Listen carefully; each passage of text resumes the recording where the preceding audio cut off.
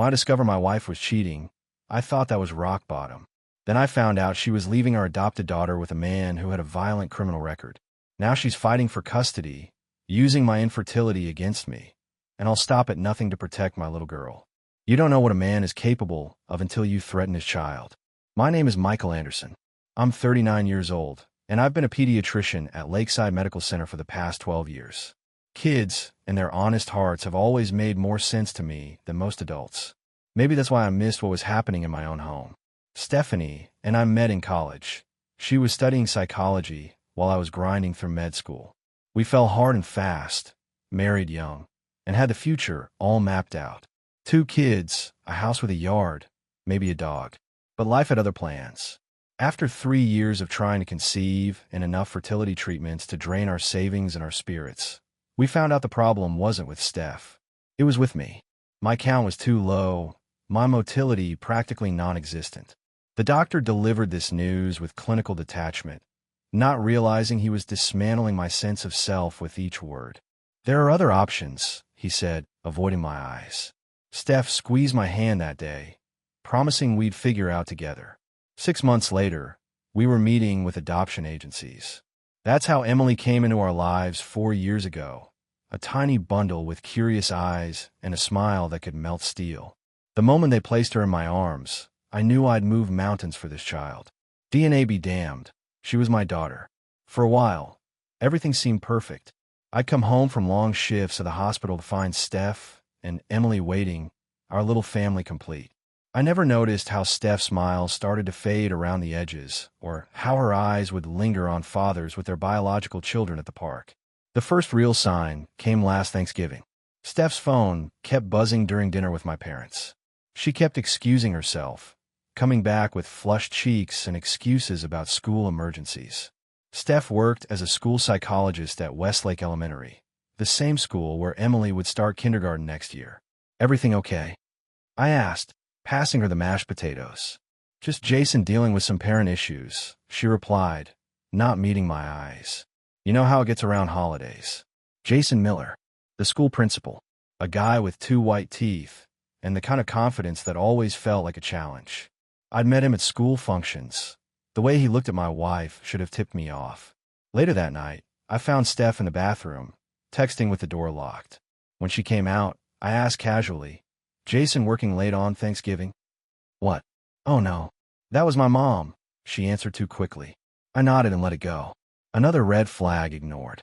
By Christmas, Emily was asking why Mommy was always on her phone and why she had to work so many special projects with Mr. Miller after school. Out of the mouths of babes, as they say, I pushed down my suspicions, told myself I was being paranoid.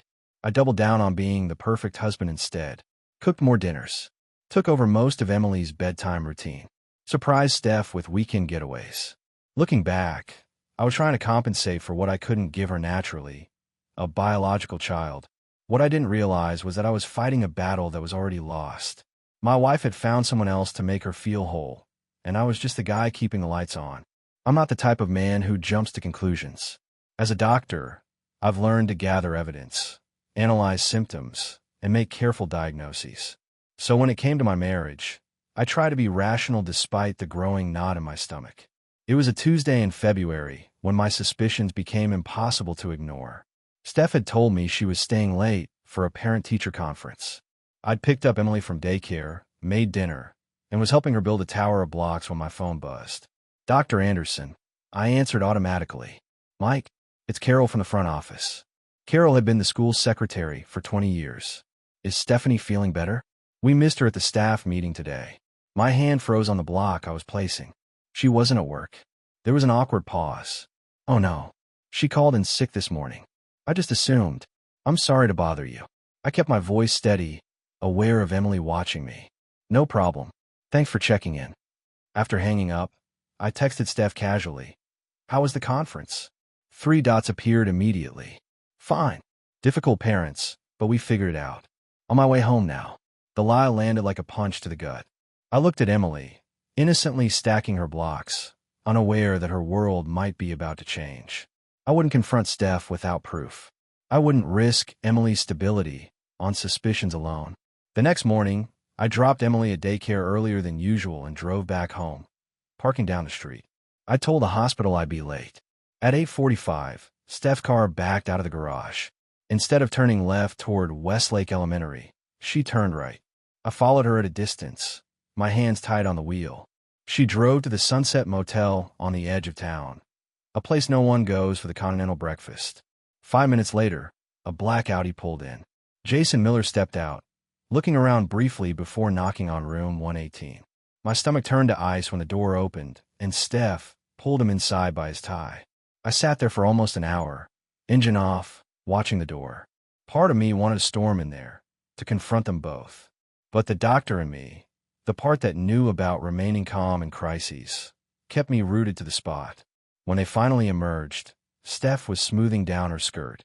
Jason kissed her against the doorframe, long and deep, before they separated to their cars. I drove to work in a daze, canceling my morning appointments. Instead, I sat in my office with the door locked, staring at the family photo on my desk, Steph, Emily, and me at the beach last summer, all smiles and sunburns. That night, Steph came home with takeout and a story about a difficult day at school. I watched her lie to my face while feeding our daughter, and something hardened inside me. I needed more evidence, more time, a plan, because whatever happened next would affect Emily most of all, and I'd be damned if I'd let her become collateral damage in the war Steph had just declared on our family. I answered a midnight call from her best friend. The first words I heard changed everything forever. "Mike, it's Rebecca. I know it's late, but I need to tell you something." Rebecca Thompson had been Steph's friend since college. They'd been bridesmaids at each other's weddings. Her voice was tight, controlled. "What's wrong, Becky?" I asked, stepping out onto the back porch so I wouldn't wake Emily. "I saw Stephanie today. She wasn't at school." A pause. "She was with Jason at the Riverview Hotel downtown. They didn't see me." My free hand gripped the porch railing. "You're sure?" "Yes." "I'm so sorry, Mike. And there's more." Her voice cracked. "I've suspected for months, but today I overheard her on the phone with someone else. Not Jason. Someone named Daniel. She was making plans to meet him next weekend in Cherry Grove. She mentioned taking Emily to meet her swimming coach." The pieces clicked into place. Daniel Hayes, the swim instructor Steph had insisted on driving Emily to every Saturday for the past 2 months, even though 4 was young for formal lessons. I'd never met him. Steph always took her alone. "Why are you telling me this, Becky?" I asked, my voice hollow. "Because Emily adores you. Because you don't deserve this. And because Steph told me you can't have kids, and she's using that to justify what she's doing." The betrayal burned like acid. I'd shared my deepest insecurity with Steph, and she'd weaponized it. "I understand if you hate me for—" "I don't." I interrupted. "Thank you for telling me." After hanging up, I stayed on the porch for hours, planning my next move. Dawn was breaking when I finally made my decision. I called Kevin, my oldest friend who worked in private security. By noon, I had a GPS tracker on Steph's car and remote access to her laptop. I wasn't proud of myself, but I was done being played for a fool. For the next week, I was the perfect husband. I bought flowers, made breakfast, took extra shifts so Steph could have girls' night, all while collecting evidence, building my case. On Friday, Steph packed overnight bags for herself and Emily. "We'll be back Sunday afternoon," she said, kissing my cheek. "Emily's so excited about her intensive swim weekend." "Give Daniel my best," I replied casually. She froze, color draining from her face. "What?" "Daniel Hayes. Emily's swim coach. Or is he more of a backstroke specialist?" Her expression shifted from shock to anger. "You've been spying on me. And you've been cheating on me. With Jason. And apparently Daniel too." She grabbed her phone. "I'm taking Emily and leaving." I stepped forward, taller than I'd felt in months. "No, you're not. Emily stays here. She's my daughter. She's our daughter. And you're not using her as cover for your hookup weekend." Steph's face contorted with rage.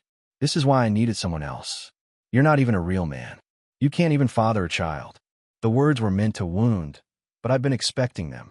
"I'd rather be infertile than heartless," I said calmly. "Now, you can go to Cherry Grove alone, or you can stay and we can talk about divorce terms. But Emily stays here with me tonight." For a moment, I thought she might fight.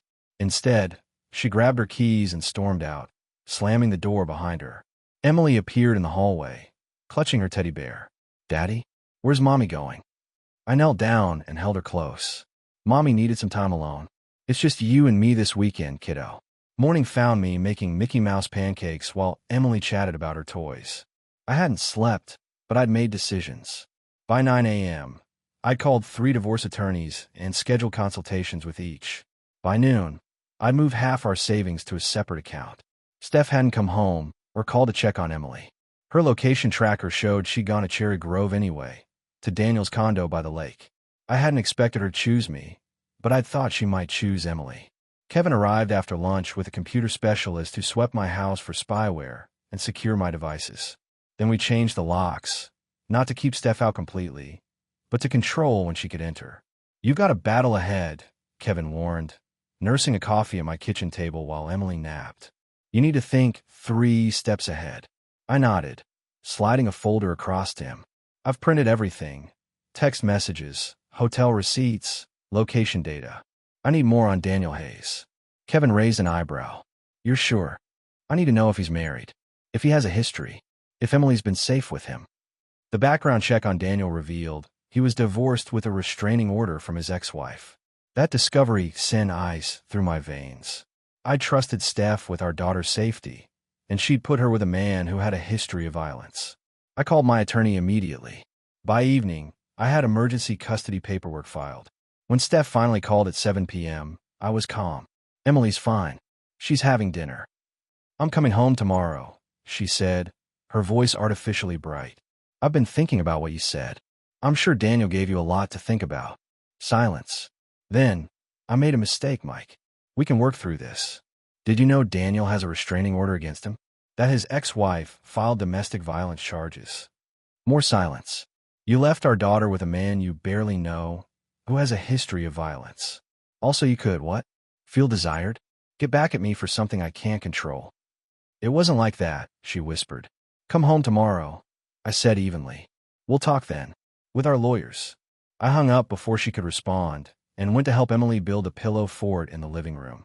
As we stacked cushions, my phone buzzed with a text from Rebecca. "Jason just called me asking about you. Steph told him you're unstable and dangerous.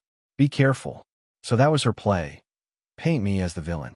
I texted back, "Thanks for the warning." That night, I recorded a video of myself reading Emily a bedtime story, both of us laughing. I emailed it to my attorney with one line: "This is what she's trying to take from me." The next morning, I called my hospital administrator and explained the situation. He'd been through a nasty divorce himself and immediately approved my request for 2 weeks' leave. "Focus on your daughter," he said. "Your patients will be covered. Steph will be home in hours." The board was set, the pieces in motion. I wasn't just fighting for my dignity anymore. I was fighting for Emily's future. And unlike Steph, I wasn't underestimating my opponent. Steph arrived home Sunday afternoon, wearing sunglasses despite the overcast day. Her shoulders were rigid as she walked through the door I deliberately left unlocked. Emily ran to her. "Mommy, Daddy and I made a fort." Steph hugged her, eyes darting around the living room where I sat calmly, reading a newspaper. No suitcases, no packed boxes. Not what she'd expected. "Emily, sweetheart, can you play in your room for a bit? Mommy and Daddy need to talk," I said. Once Emily was upstairs, Steph removed her sunglasses. "You changed the locks." "I did. That's illegal. This is my house, too." I folded the newspaper. "Just like it's illegal to take a child to be supervised by someone with a violent criminal record." Her face paled. "Daniel doesn't have a record. The restraining order says otherwise." I slid a folder across the coffee table. "Along with the police reports his ex-wife filed. 3 incidents, Steph. And you left our daughter with him." She sank onto the couch. "I didn't know. Because you didn't check. You were too busy sneaking around with 2 different men to ensure Emily's safety." Her expression hardened. "Don't pretend this is about Emily. This is about your ego. You can't handle that I needed more than you could give me." "By more, you mean a biological child? Because that's what this is about, isn't it?" She looked away. "You don't understand what it's like to want your own baby." "Emily is my own baby," I said firmly. "Blood doesn't make a family. Love and commitment do. Things you seem to have forgotten." "So what now?" she asked. "You serve me divorce papers and take my daughter." Our daughter. And yes, I've filed for emergency custody based on your reckless endangerment. My lawyers will contact yours tomorrow. She stood abruptly. You won't win. I'm her mother. And I'm her father who didn't abandon her for a weekend fling. I kept my voice steady. You can stay here tonight. After that, I suggest you find somewhere else until the custody hearing. This is my house. Actually, it's our house, and I'm not leaving Emily. I stood, towering over her. You made your choice, Steph. Now live with it. She slapped me hard across the face. I didn't flinch. Feel better? I asked quietly. She stormed upstairs, and I heard her crying through Emily's door, no doubt trying to turn our daughter against me already. I touched my stinging cheek and pulled out my phone to record a voice memo, documenting the physical assault. Every detail would matter in court. That night, I slept on the couch, positioned between the stairs and the front door. If Steph tried to take Emily in the night, she'd have to get through me first. I wasn't just fighting for custody now. I was fighting to protect my daughter from a woman I no longer recognized. Monday morning arrived with the sound of breaking glass. I bolted upright on the couch to find Steph standing over me, a shattered vase at her feet. Sorry, she said with mock concern. It slipped. I checked my watch. 6:15 a.m. Trying to provoke me. Steph? The custody hearing is tomorrow. She smiled thinly. I have no idea what you mean. I cleaned up the glass while she watched, then made coffee and breakfast for Emily, who came downstairs rubbing sleep from her eyes. Why is Daddy sleeping on the couch? She asked, climbing on her chair. Before Steph could answer, my phone rang. My attorney, Catherine Wells. Mike, we have a situation. Stephanie's attorney just filed a restraining order against you, claiming domestic violence and threatening behavior. My eyes shot to Steph, who smirked behind Emily's back. On what grounds? I asked, stepping into the hallway.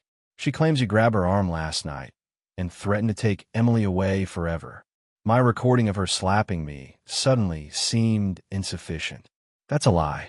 Of course it is, Catherine agreed. But the judge granted a temporary order. Sheriff's deputies are probably on their way now. You need to leave the house immediately. I ended the call just as someone knocked on the front door. 2 uniformed deputies stood on the porch, looking uncomfortable. Dr. Anderson, we have a temporary restraining order. You'll need to vacate the premises and remain at least 500 feet away from your wife and daughter. Steph appeared behind me, tears streaming down her face, tears that hadn't been there seconds before. I'm so sorry, Mike. I just don't feel safe. The performance was impressive. I nodded to the deputies and asked for 5 minutes to pack a bag. Upstairs, I grabbed essentials and knelt beside Emily's bed where I'd hidden a small teddy bear with a built-in voice recorder, a suggestion from Kevin. I activated it and placed it back among her toys. Emily stood in the doorway, confused and frightened. Where are you going, Daddy? I hugged her tightly. Just for a little while, sweetheart. Remember how much I love you. As the deputies escorted me out, I saw Jason's black Audi parked down the street. Of course, Steph hadn't orchestrated this alone. From Kevin's guest room, I called Catherine back. She planned this. She had her boyfriend waiting nearby. Suspected as much, Catherine replied. But this may backfire on her. Judge Peterson hates false DV claims, and I've scheduled an emergency hearing for this afternoon. Plus, I've subpoenaed her phone records. What about Emily? One battle at a time, Mike. First, we get this order dismissed. Then we go after custody with everything we've got. I hung up and stared at the ceiling, calculating my next move. Steph thought she'd outmaneuvered me, but she'd overlooked something critical. As a doctor, my reputation was beyond reproach, and half the judges in town were my patients or their parents. This wasn't over. Not by a long shot. The courthouse steps felt like a battleground as I climbed them that afternoon. 3 hours after being forced from my home, I stood before Judge Peterson with Catherine at my side and evidence in hand. Steph sat across the aisle with her attorney, a slick corporate type named Harrison. She dressed conservatively, hair pulled back, playing the victimized wife to perfection. Your Honor, Harrison began, Dr. Anderson has exhibited threatening behavior following the discovery of Mrs. Anderson's indiscretion. She fears for her safety and that of their daughter. Judge Peterson, a stern woman in her 60s whose grandson I treated for asthma, studied the paperwork. Mrs. Anderson claims physical intimidation occurred last night. Yes, Your Honor, Harrison nodded.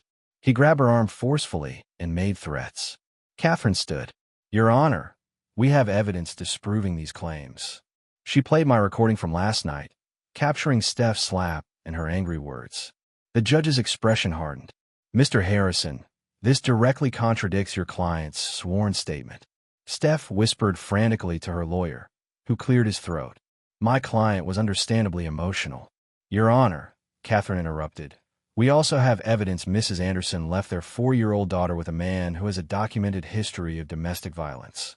She submitted Daniel's background check and restraining order. Steph's face drained of color. Judge Peterson removed her glasses. Mrs. Anderson, are you aware that filing false domestic violence claims is a serious offense? I was scared, Steph stammered. Mike was acting erratically. The recording suggests otherwise. The judge cut in. I'm dissolving this temporary restraining order immediately. Furthermore, Dr. Anderson, you may file for temporary sole custody, pending a full hearing. Outside the courtroom, Steph grabbed my arm. This isn't over. I looked at her steadily. You're right. Because now I'm filing for full custody. You brought a violent man into our daughter's life, then lied to the court. What judge would leave Emily with you? You can't take my daughter, she hissed. Our daughter. And I'm not taking her. I'm protecting her. From your poor decisions.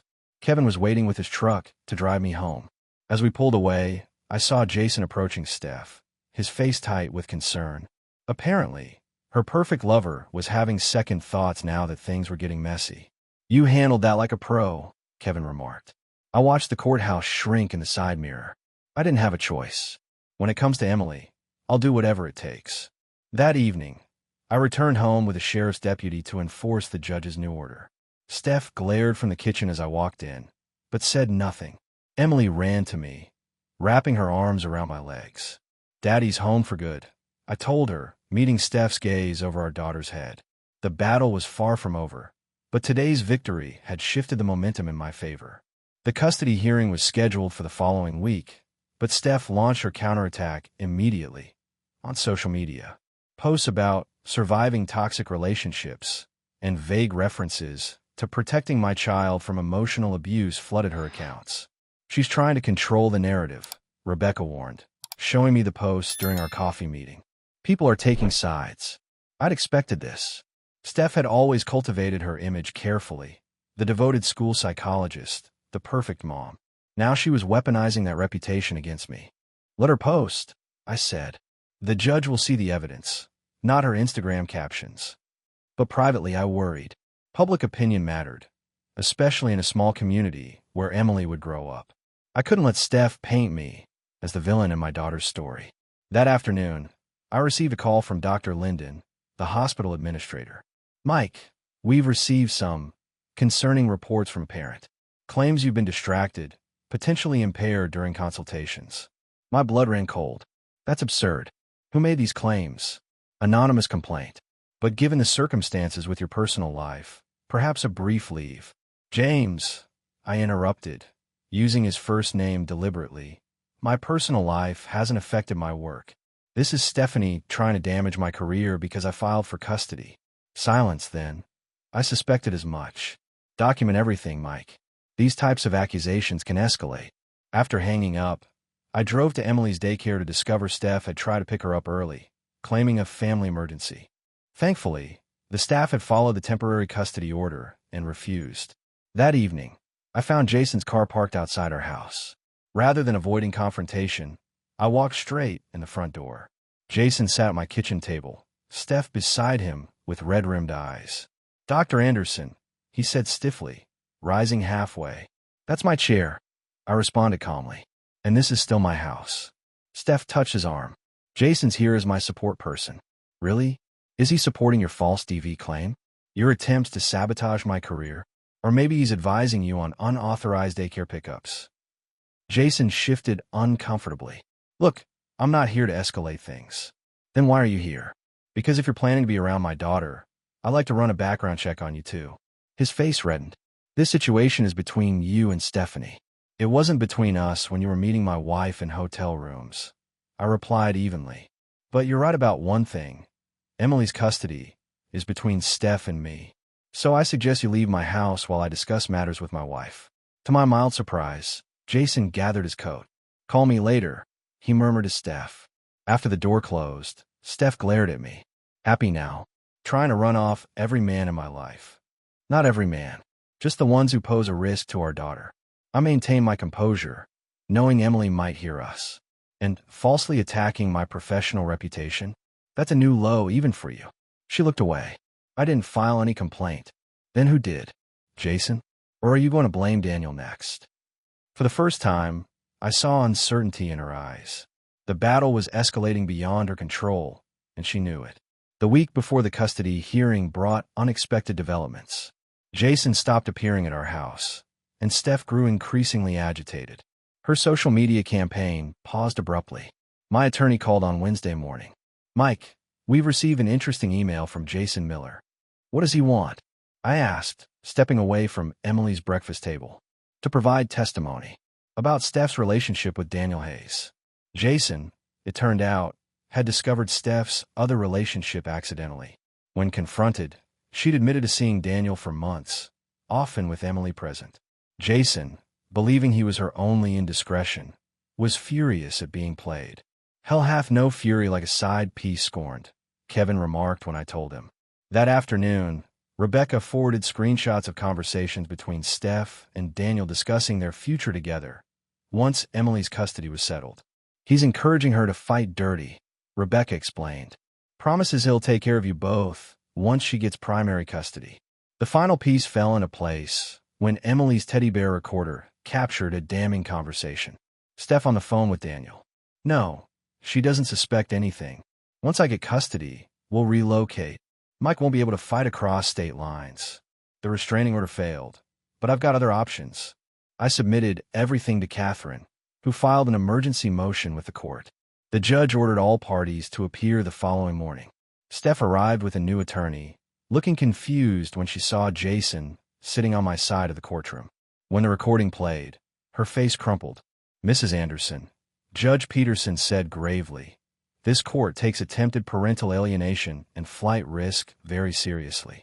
The ruling came swiftly. Temporary full custody to me, supervised visitation for Steph, and a prohibition against any contact with Daniel Hayes.